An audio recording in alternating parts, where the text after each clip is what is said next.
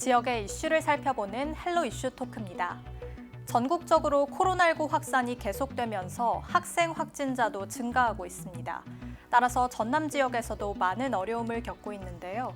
개학 후 현재 학교 현장 상황은 어떤지 이야기 나눠보겠습니다. 초당대학교 교양학부 정행준 교수와 함께합니다. 교수님 안녕하십니까? 네, 안녕하십니까?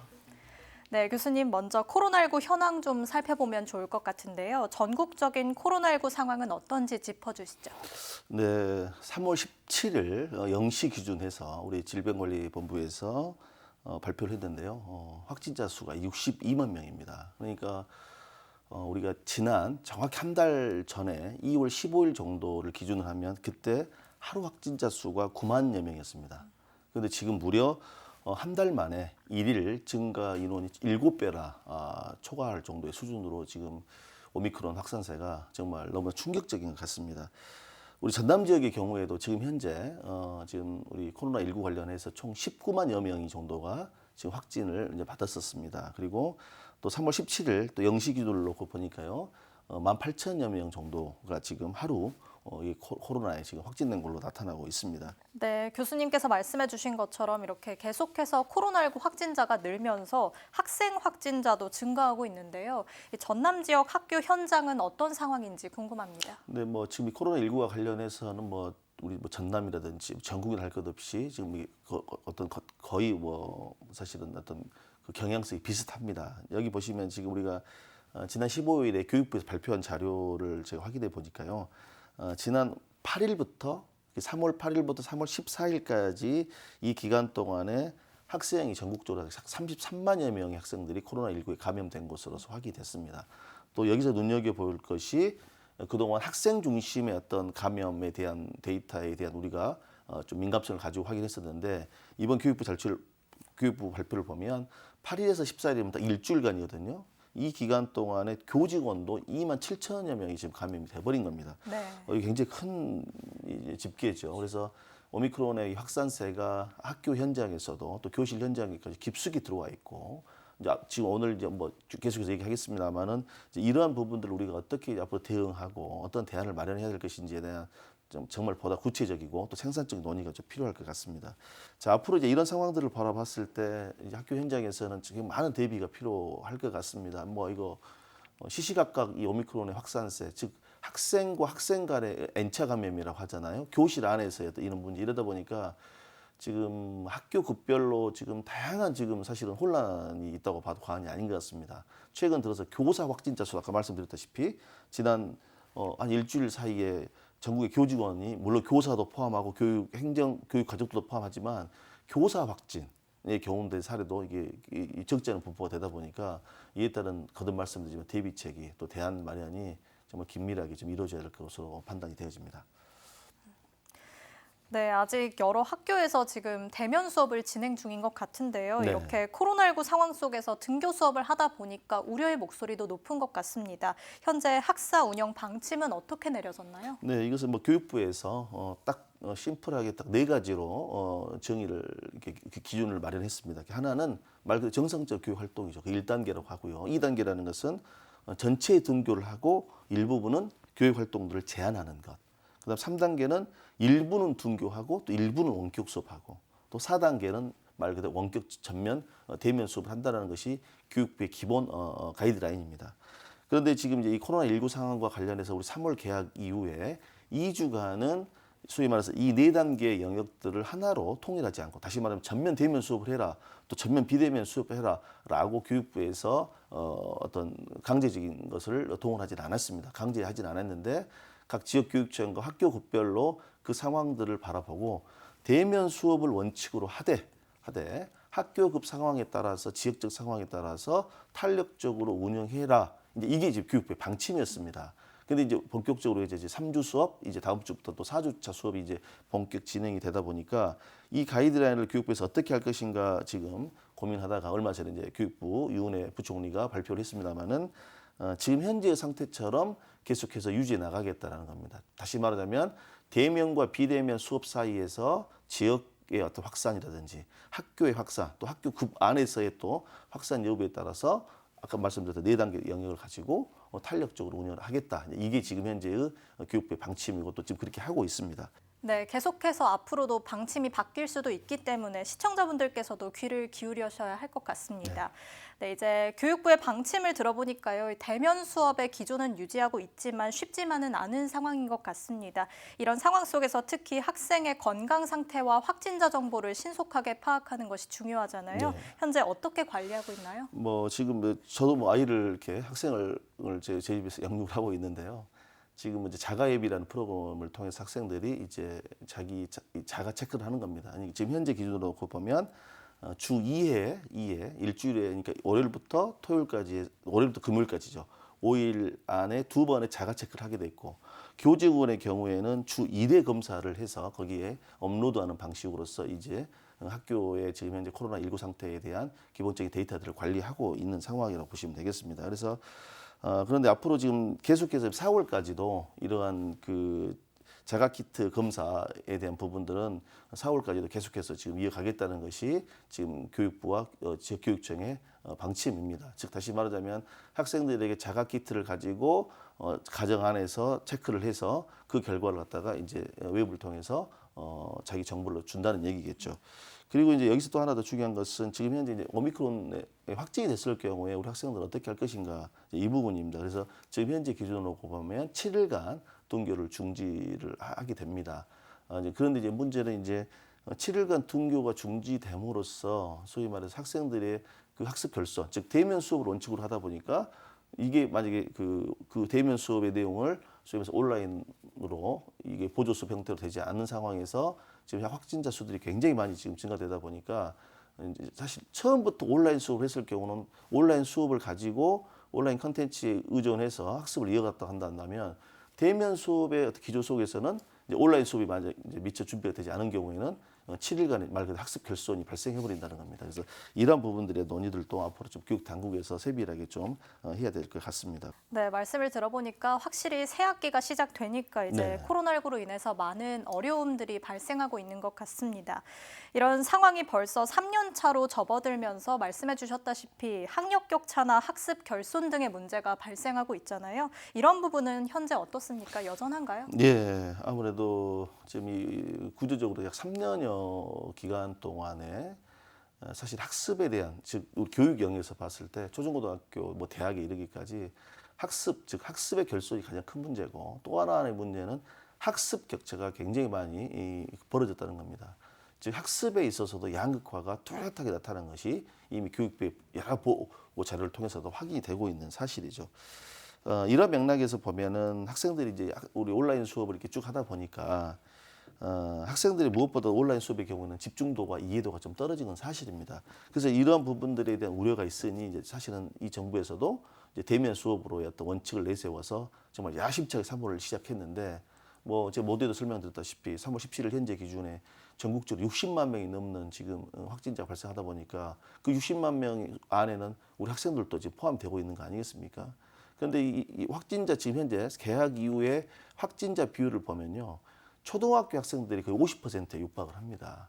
그리고 뭐 나머지 중학생, 그다음에 고등학생도 이어지는데, 그러니까 초등학교 학생들의 경우에 무엇보다도 학습에서 기초를 다지고 학교 생활을 통해서 다양하게 소위 말해서 쌓아야 할 역량들에 대한 기초를 잡아가야 될 텐데 이게 점점 벌어지고 수밖에 없고 더 나아가서 특히 초등학교의 경우에는 학습뿐만이 아니라 생활적인 영역에서도 정서적인 영역 또 사회성 발달이라는 측면에서 보더라도 굉장히 많은 부분이 우려되고 있다는 것도 사실입니다. 그래서 우리가 이런 부분들을 우리 정말 교육 가족을 포함한 우리 지역에서 우리 지역민과 또 국가 사회에서도 많은 관심을 가지고 우리가 이 부분에 대한 어떻게 하면 우리 학생들을 소위 말해서 이 코로나 상황 속에서 정상적인 어떤 성장을 위해서 또 교육적 성장과 뭐 다양한 성장들을 위해서 우리가 어떤 노력을 펼쳐야 될 것인지 이게 바로 뭐 저에게도 숙제인 것 같습니다. 네.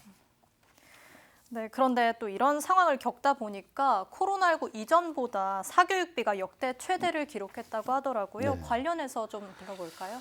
예, 참 저는 사교육이란 말을 들으면 우리 학생들이 가장 싫어하는 말이 교육 중에서도 사교육입니다.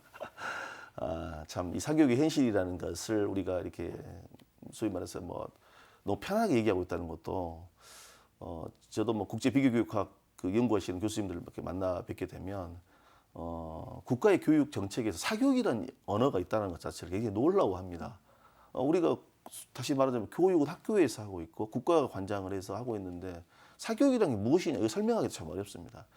그런데 이 사교육이요 지금 지난 우리 코로나가 이제 3년차에 접어들다 보니까 학교 교육이 소위 말해서 정상화, 정상적인 교육 과정이 이루어지지 않다 보니까 그것에 따른 모든 뭐 사교육 시장 입장에서 반사이익이 되겠죠.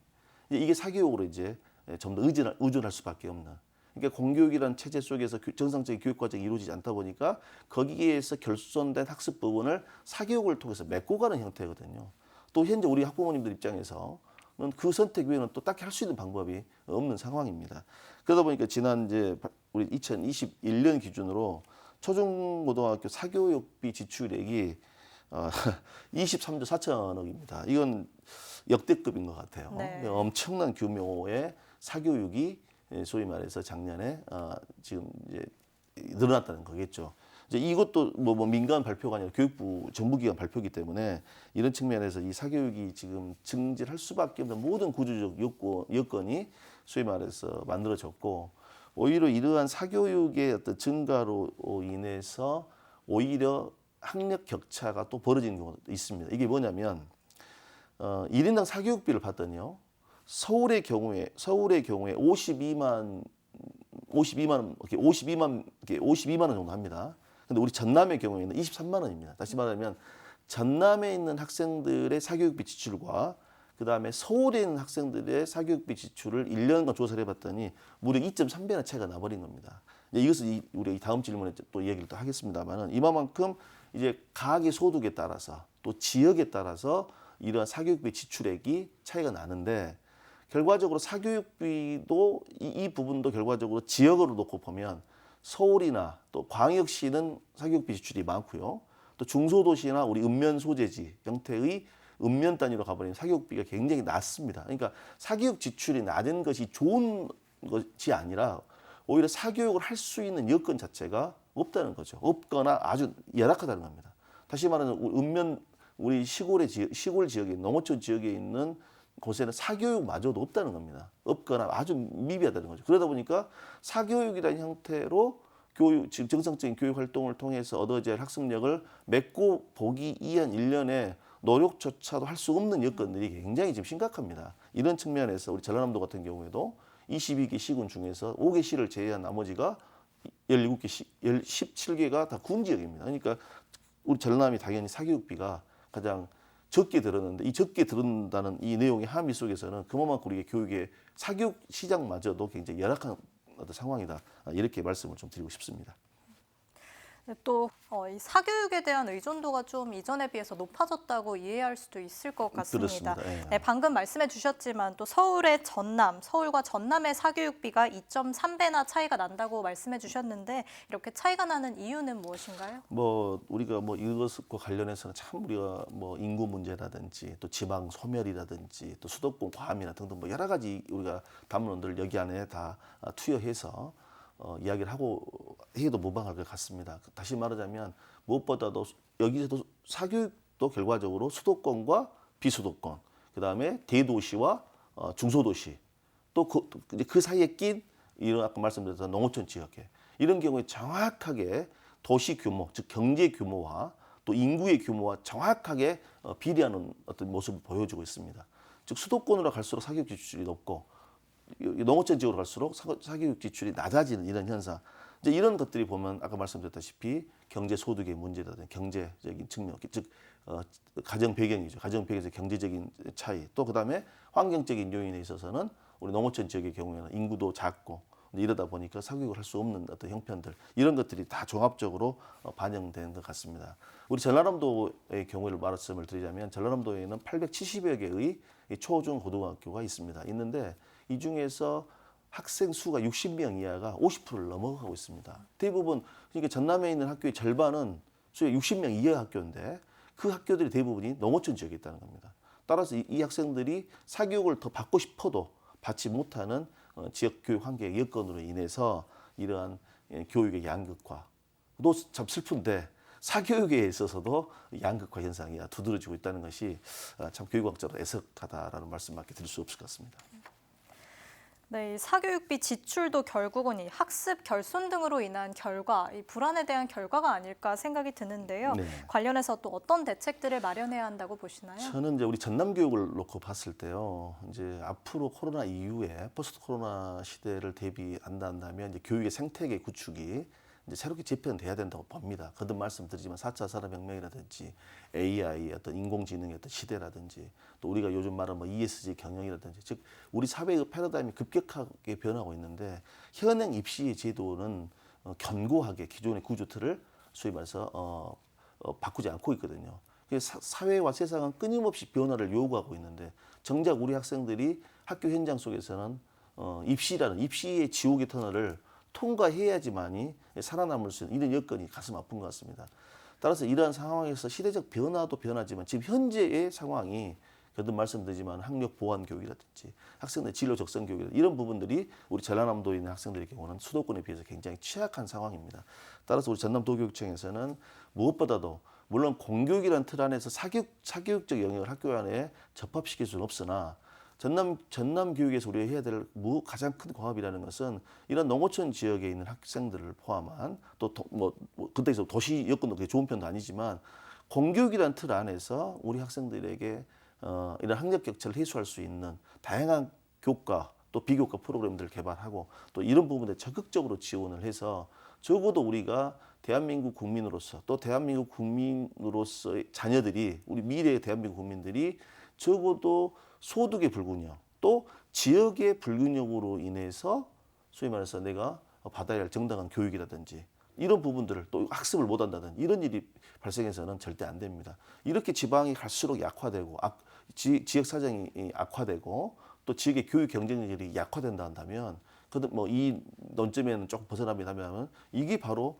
지역이 인구 소멸로 갈 수밖에 없는 상황이 되고 또 수도권은 수도권 나름대로 오히려 과밀화가 돼서 또 다른 사회적 문제를 야기시켜버리는 이러한 어떤 야누스적인 모습이 바로 이 교육 현장이 이 교육에서 상황, 즉 사교육이라는 이 상황을 놓고만 보더라도 정확하게 인지를 할 수 있을 것 같습니다. 네, 앞서 말씀해 주셨던 이런 문제점들을 해결하는 것도 중요할 것 같고요. 무엇보다 코로나19 관련 방역 대책을 조금 더 촘촘하게 세우는 것 역시 중요할 텐데요. 현재 교육당국과 전남도에서는 어떤 지원들을 펼치고 있나요? 네, 지금 이제 중앙 정부에서 아시다시피 이제 자율방역 체제로 사실 이렇게 넘어가 버린 거 아니겠습니까? 그다음에 아까 말씀드렸던 법정 전염병도 이제 지금 현재 1단계에서 4등급으로 1등급에 4등급으로 지금 내리자 할 정도의 이제 논의들이 나오고 있는 상황에서 그럼에도 불구하고 이제 학생들의 경우에는 우리가 뭐 백신 접종률이라든지 또 뭐 정상적인 신체적 성장에 가는 과정이기 때문에 굉장히 이제 자율방역 체계에 의해서 방치할 수는 없는 겁니다. 따라서 지금 교육 당국에서는 굉장히 신경을 많이 쓰고 있는데 지금 현재 보니까 학교 방역 인력만 보더라도 6만여 명을 지금 지원을 하고 있습니다. 전국적으로 통계를 보니까요. 그다음에 간호사 자격, 즉 간호사 자격을 가지고 있는 이제 보조교사들도 각급 학교에 투입을 하고 있는 상황입니다. 따라서 이러한 정책들이 아마 이제 앞으로 특히 초등학교라든지 중학교, 뭐 고등학교 이르기까지 이러한 이 자율 방역 체계 속에서도 학생들의 건강권을 유지하기 위한 이러한 정책들은 정말 계속해서 좀 더 노력을 해야 될 것 같습니다. 네, 오늘 이렇게 전반적인 상황을 살펴보니까 코로나19로 인해서 굉장히 여러 문제들이 발생하고 있는 것 같습니다. 이것들을 해결하기 위해서 교육당국 그리고 각 지자체나 가정 등에서는 각자 어떤 점에 중점을 두고 그 역할을 해나가야 할지 과제라고 할까요? 어떤 네. 점들이 필요할까요? 네, 아무래도 우리가 처음과 끝은 방역 관리인 것 같습니다. 우리가 이제 성인의 경우에는 일정한 자율 방역 체계 가운데 운영될 수가 있겠습니다만은 이제 학교 안에서 보면 특히 초등학교 학생들, 또 중학교 학생들까지는 정말 학교라는 이 공간 구조 안에서 촘촘한 방역 체계를 갖다가 갖추어서 학생들의 방역을 학생들에 맡길 게 아니라 학교가 좀 더 구체적으로 좀 적극적으로 개입을 해서 학생들의 안전을 지켜나가는 것이 가장 중요하고 우리 학생들의 안전한 학교 생활, 그다음에 학생들의 안전한 학습권이 보장될 수 있는 일에 우리 지역사회 모두가 함께 노력을 해야 할 것 같습니다. 네, 오늘 교수님 말씀 여기까지 듣도록 하겠고요. 나와주셔서 감사합니다. 이번 시간에는 코로나19 상황 속에서 시작된 새 학기는 어떻게 운영되고 있는지 살펴봤는데요. 쉽지 않은 상황이지만 코로나19로 인해 발생하는 어려움들을 조금이나마 극복할 수 있도록 각 가정에서도 방역 수칙을 철저히 지켜야 한다는 것 잊지 마시고요. 교육당국과 전남도 등에서도 세밀한 대책을 세워 추진할 수 있길 바라보겠습니다. 지금까지 헬로 이슈 토크였습니다.